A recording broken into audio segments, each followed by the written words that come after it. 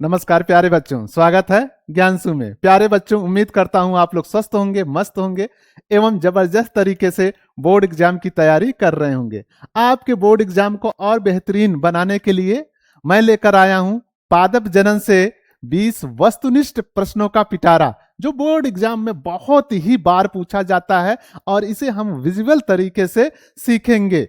तो चलिए शुरू करते हैं। क्या आप एक बीज से फल बनने तक का सफर जानते हैं? अगर नहीं जानते हैं तो चिंता करने की कोई जरूरत नहीं है। अभी वस्तुनिष्ठ प्रश्नों में हम इन सब चीजों पे विशेष बात या वार्तालाप करेंगे। प्यारे बच्चों, यहाँ पर जो प्रश्न होगा उसके 4 वस्तुनिष्ठ विकल्प होंगे। जो आपको अच्छा लगता है, समझ में आता है कि हाँ प्रश्न यही सही है, उस पे आप टिक करके कमेंट में जरूर बताएंगे। ठीक है, तो शुरू करते हैं। पहला प्रश्न है प्यारे बच्चों, वह प्रक्रिया जिसके द्वारा जीव अपने जैसी संतान उत्पन्न करते हैं उसे क्या कहते हैं? प्यारे बच्चों, ऑप्शन ये है श्वसन, ऑप्शन बी है जनन, ऑप्शन सी है पाचन, ऑप्शन डी है उत्सर्जन। तो प्यारे बच्चों, अगर आप पेन और कॉपी लिए हैं तो वहां ऑप्शन नोट कर लें। क्या आपको ये पहले से पता है? ठीक है, तो हम लोग चर्चा करते हैं। प्यारे बच्चों, इस ब्रह्मांड में जितने भी जीव हैं, अपने जैसे ही संतान उत्पन्न करते हैं। कब? वो अपने जीवन काल में, मतलब अपने मरने से पहले अपने ही जैसे संतान की उत्पत्ति करते हैं। इस प्रक्रिया को ही हम लोग क्या कहते हैं? जनन कहते हैं। तो प्यारे बच्चों, यहां ऑप्शन बी सही होगा, जनन। नेक्स्ट क्वेश्चन है, किस प्रकार के जनन में केवल एक ही जनक की आवश्यकता होती है?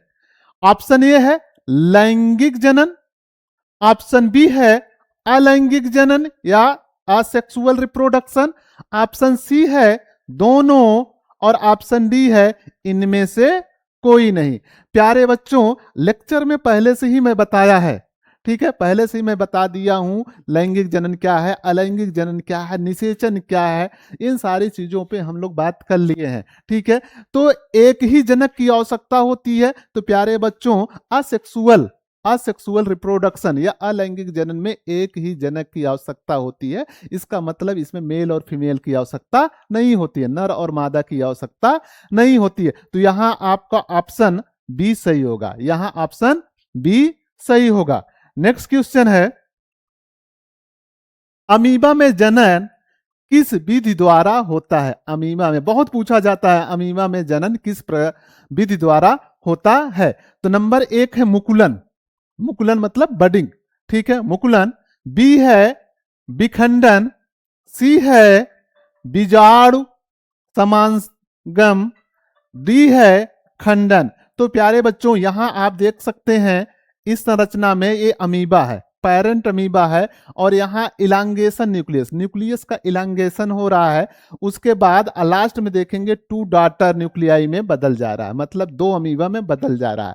तो यहां पर होगा ऑप्शन बी द्विविखंडन, बाइनरी फीजन के द्वारा अमीबा में जनन होता है। ठीक है बेटा, नेक्स्ट प्रश्न है, मलेरिया परजीवी प्लाज्मोडियम एक साथ अनेक संतति कोशिकाओं में विभाजित होता है, क्या कहलाता है?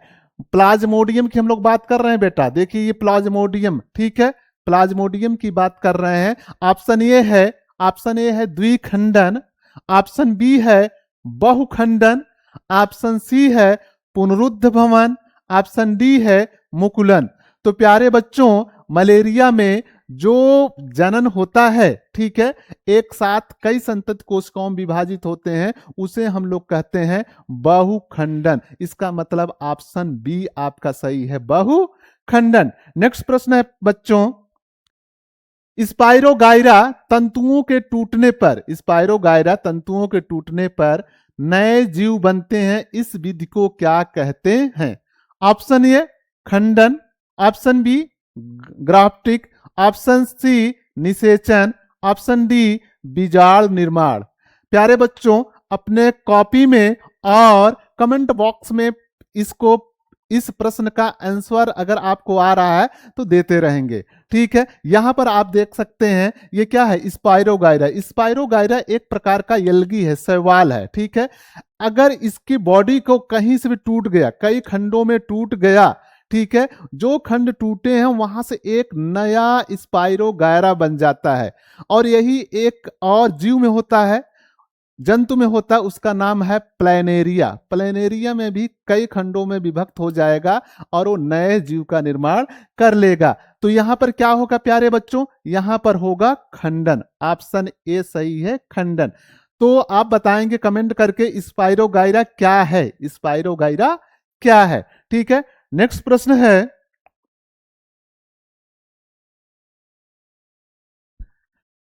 हाइड्रा के शरीर पर एक उभार निकलकर नया जीव बनाता है, यह विधि है।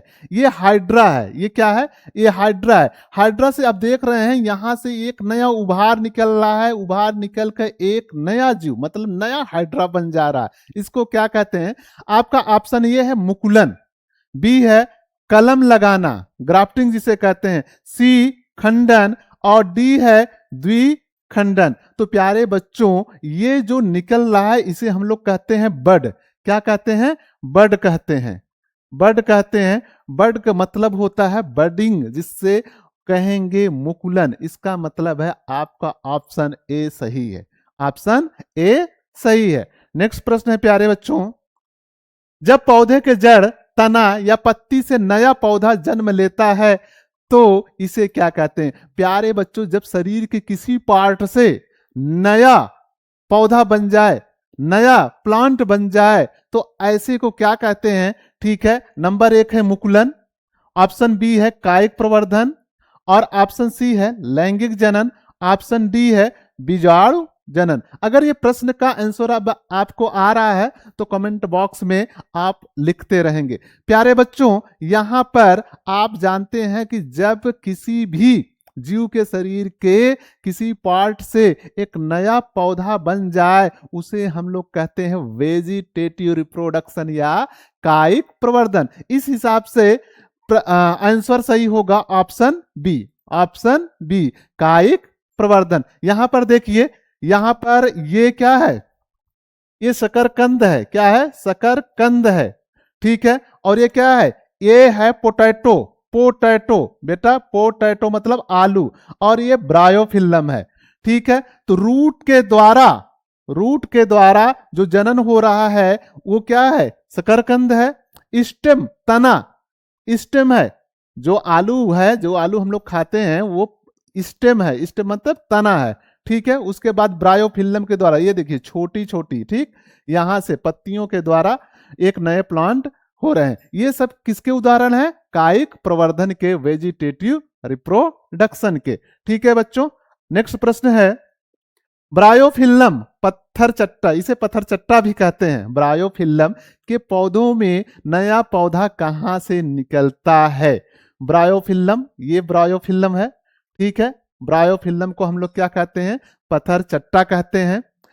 ऑप्शन ए है जड़ से, ऑप्शन बी है तने से, ऑप्शन सी है पत्तियों की कोर से, ऑप्शन डी है फूल से। प्यारे बच्चों यहां चित्र को देखकर ही, ब्रायोफिल्लम के चित्र को देख के ही स्पष्ट होता है कि यहां पर नया पौधा कहां से निकल रहा है। कहां से निकल रहा है, देखिए ये एक नया पौधा, ये नया पौधा, ये नया पौधा, ये देखिए सभी नए पौधे बनेंगे। ठीक है, कहां से बन रहे हैं, लीफ से बन रहे हैं, पत्तियों से। ठीक है, तो ऑप्शन कौन सा सही होगा, सी पत्तियों से। ठीक है, सी पत्तियों से। नेक्स्ट प्रश्न है प्यारे बच्चों, आलू पर पाई जाने वाली आंख वास्तव में क्या होती है। ऑप्शन ए बीज, ऑप्शन सी जड़े, ऑप्शन सी कलिकाएं, ऑप्शन डी फूल। प्यारे बच्चों यहां चित्र में आप देख रहे हैं, संरचना में देख रहे हैं, ये छोटी छोटी, ठीक ठीक, ये जब आप आलू बोते हैं, आप अपने खेतों में आलू को बोते हैं, उस समय अगर आलू बड़ा होता है तो क्या करते हैं, काटते हैं और देखते हैं ये आंख वाला हिस्सा वहां पर हो। अगर आंख वाला हिस्सा होगा तभी वो जर्मिनेट करेगा, मतलब तभी उसमें से नया पौधा बनेगा, अन्यथा नहीं बनेगा। ठीक है, तो ये क्या है, कलिकाएं, बर्ड्स, इसे हम लोग क्या कहते हैं? बर्ड्स कहते हैं। ठीक, क्या कहते हैं प्यारे बच्चों? बर्ड्स कहते हैं, कलिकाएं कहते हैं। तो ऑप्शन आपका सी सही है, बर्ड्स, कलिकाएं। ठीक है प्यारे बच्चों, नेक्स्ट प्रश्न है, ब्रेड पर लगने वाली फफूंद राइजोपस में धागे जैसी संरचना के ऊपर गोल गुच्छे क्या होते हैं? प्यारे बच्चों, अगर बरसात के दिनों में आप देखे होंगे, रोटी रोटी को अगर हम लोग 2 दिन 3 दिन रख देते हैं, उस पे एकदम काले काले, ठीक है, काले काले परत जम जाते हैं। वो क्या है? एक प्रकार का कवक है, एक प्रकार का क्या है? कवक है, जिसे हम लोग राइजोपस कहते हैं। उसमें एक संरचना पाई जाती है, उसे क्या कहते हैं? ऑप्शन ए है बीज, ऑप्शन बी है बीजाणुधानी, ऑप्शन सी है जड़, ऑप्शन डी है पत्ती। ये देखिए, ये कवक है, राइजोपस कवक है, ये सारी संरचनाएं बन रही हैं। ये ऊपर वाला जो संरचना है, इसे हम लोग कहते हैं स्पोरेंजिया। स्पोरेंजिया, स्पोरेंजिया मतलब बीजाणुधानी। ठीक है, तो ऑप्शन क्या सही होगा? ऑप्शन बी सही होगा, ऑप्शन बी बीजाणुधानी। नेक्स्ट प्रश्न है प्यारे बच्चों, आवृतबीजी पौधों में जनन अंग कहाँ स्थित होते हैं? आवृतबीजी पौधे मतलब ऐसा पौधा जिसमें पुष्प का निर्माण होता हो, बीज का निर्माण होता हो, वो क्या कहलाएंगे? आवृतबीजी पौधे कहलाएंगे, एंजियोस्पर्म पौधे कहलाएंगे। ऑप्शन ए है जड़ से, ऑप्शन बी है तने में, ऑप्शन सी है पुष्प में, ऑप्शन डी है प्यारे बच्चों पत्तियों में। यहाँ एक पुष्प की संरचना आपको दिखाई दे रहा है, ठीक है, और मैंने बताया है पुष्प के 4 भाग होते हैं, बाह्य दल, अंतः दल, पुंकेसर और स्त्री केसर। तो यहां जनन अंग कहां पाया जा रहा? पुष्प में पाया जा रहा। तो ऑप्शन क्या सही होगा?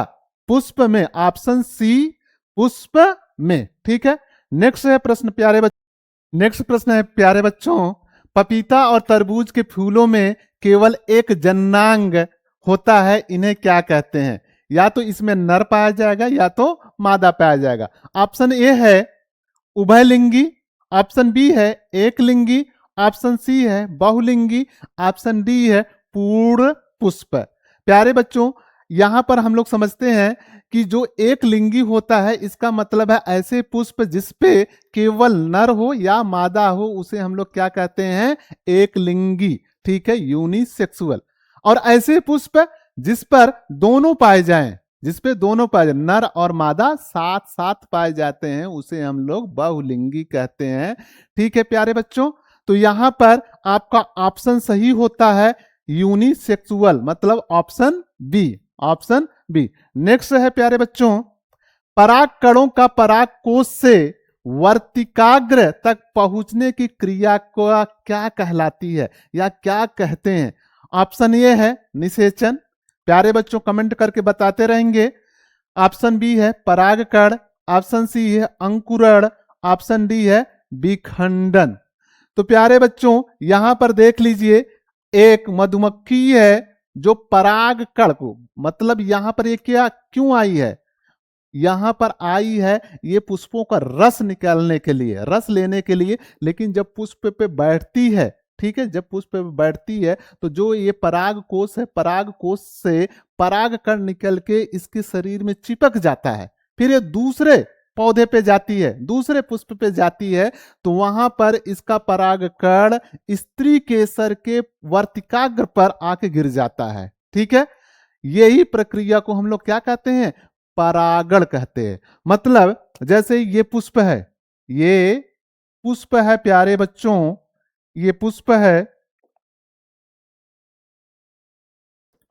ये पुष्प है, इस पुष्प में आप देख सकते हैं, इस पुष्प में आप देख सकते हैं, बहुत अच्छा पुष्प नहीं बना रहे हैं आप, लेकिन फिगर अच्छा बनाया करिए, क्योंकि फिगर से ही सबसे ज्यादा नंबर मिलता है। ये क्या है? ये पुंकेसर है, ये पुंकेसर है।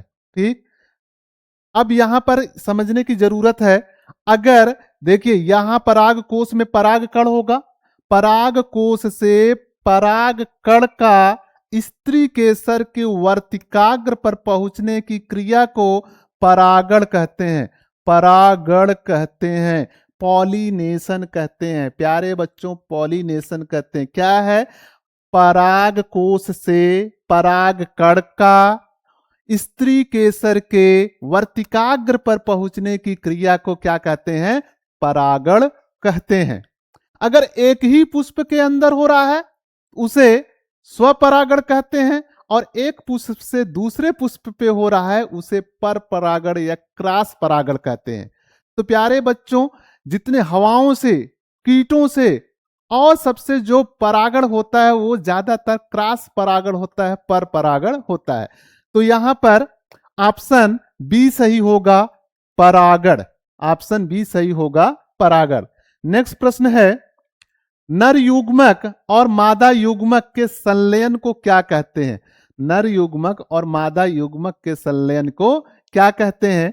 ऑप्शन ए है परागण, ऑप्शन ए है परागण, ऑप्शन बी है निषेचन, ऑप्शन सी है अंकुरण, और ऑप्शन डी है जनन। तो प्यारे बच्चों, इसके पहले भी हमने चर्चा किया, नर और मादा जब युग्मक आपस में मिलते हैं, संलयन करते हैं, उस क्रिया को हम लोग क्या कहते हैं? फर्टिलाइजेशन, निषेचन कहते हैं। क्या कहते हैं? निषेचन कहते हैं। अगर पौधों की बात किया जाए, पौधों में डबल फर्टिलाइजेशन होता है, द्विनिषेचन होता है। क्या होता है? द्वि मतलब 2 बार निषेचन होता है। एक बार अंडकोशिका से, जिससे किसका निर्माण होता है? बीज का, सीड का। दूसरी बार पोलर न्यूक्लियाई, पोलर न्यूक्लियाई मतलब ध्रुवी कोशिका से, ध्रुवी केंद्रक से। अब इसके निर्माण से बनेगा भ्रूणपोष, बनेगा भ्रूणपोष बनेगा। प्यारे बच्चों, कमेंट करके जरूर बताएं कि भ्रूणपोष और भ्रूणकोष में अंतर क्या है, इम्ब्रियो सैक और इंडोस्पर्म में अंतर क्या है। फिर से सुन लीजिए प्रश्न, भ्रूणकोष और भ्रूणपोष में अंतर क्या है? तो यहां पर क्या सही होगा? बी ऑप्शन, निषेचन। नेक्स्ट प्रश्न है प्यारे बच्चों, निषेचन के लिए नर युग्मक किस रास्ते से अंडाशय तक पहुंचता है? निषेचन के लिए नर युग्मक, नर युग्मक, ठीक है प्यारे बच्चों, कहां पहुंच रहा है? अंडाशय तक। देखो बच्चों, हम पहले ही बताए हैं, ठीक, पहले ही बताए हैं कैसे, कहां पर पहुंचता है, लेकिन ऑप्शन देख लेते हैं। नंबर 1 आ है तने से, बी है पराग नलिका से, सी है जड़ों से, डी है हवा से। तो प्यारे बच्चों, यहां पर हम बताए हैं कि जब वर्तिकाग्र पर पराग कण पहुंचता है तो वहां पर पराग कण में क्या पराग नलिका बनती है। क्या बनती है? पराग नलिका बनती है, और पराग नलिका के द्वारा ही ये कहां तक पहुंच जाता है? अंड कोशिका तक। तो यहां पर ऑप्शन सही होगा पराग नलिका, ऑप्शन बी, ऑप्शन बी। ठीक है प्यारे बच्चों, अगला प्रश्न है, निषेचन के बाद अंडाशय किसमें बदल जाता है? निषेचन के बाद अंडाशय किसमें बदल जाता है? ऑप्शन ए है बीज में, ऑप्शन सी है, ऑप्शन ए है बीज में, ऑप्शन बी है फल में, ऑप्शन सी है फूल में, ऑप्शन डी है पत्ती में। तो प्यारे बच्चों, यहां पर हमने बताया था निषेचन के पश्चात, मतलब जब नर और मादा युग्मक मिले तो निषेचन बना और निषेचन हुआ, और निषेचन के बाद जो होता है उसे जो बनता है उसे कहते हैं जायगोट। जायगोट का मतलब क्या? युग्मनज, ठीक है, जायगोट बनता है। लेकिन निषेचन के बाद अंडाशय क्या होता है? अंडाशय फल में परिवर्तित हो जाता है, अंडाशय फल में परिवर्तित हो जाता है, और जो एग कोशिका होती है वो बीज में परिवर्तित हो जाती है, जो ध्रुवी कोशिका होती है वो भ्रूणपोष में परिवर्तित हो जाता है। तो प्यारे बच्चों, यहां पर जो आंसर होगा ऑप्शन बी होगा, फल में। किस में परिवर्तित हो जाएगा? फल में, ठीक है। यहां देख सकते हैं, यहां निषेचित फूल है, ये अंडाशय है, अंडाशय वृद्धि किया, क्या बन गया? परिपक्व फल बन गया। ठीक है प्यारे बच्चों, नेक्स्ट है, निषेचन के बाद बीजांड किस कठोर आवरण में बदल जाता है? किस कठोर आवरण में बदल जाता है? तो प्यारे बच्चों, आपका ऑप्शन ये है फल में, फल में, ऑप्शन बी बीज, ऑप्शन सी पराग, ऑप्शन डी वर्तिका। तो प्यारे बच्चों, यहां पर जो ऑप्शन सही होगा वो बीज में, ठीक है, जो ओब्यूल होगा, ठीक है, जो बीजांड होगा वो किस में बदल जाएगा? बीज में बदल जाएगा। यहां पर देख सकते हैं ये एक प्रकार का क्या है? सेब है ना, ये सेब है, और ये पूरा फल है, किससे बना है? ओवरी से बना है, अंडाशय से बना है, लेकिन जो बीज बना है वो किससे बना है? ओब्यूल से बना है। ठीक है प्यारे बच्चों, नेक्स्ट प्रश्न है, अंकुरण के समय बीज का मूलांकुर, अंकुरण के समय बीज का मूलांकुर भविष्य में क्या बनाता है?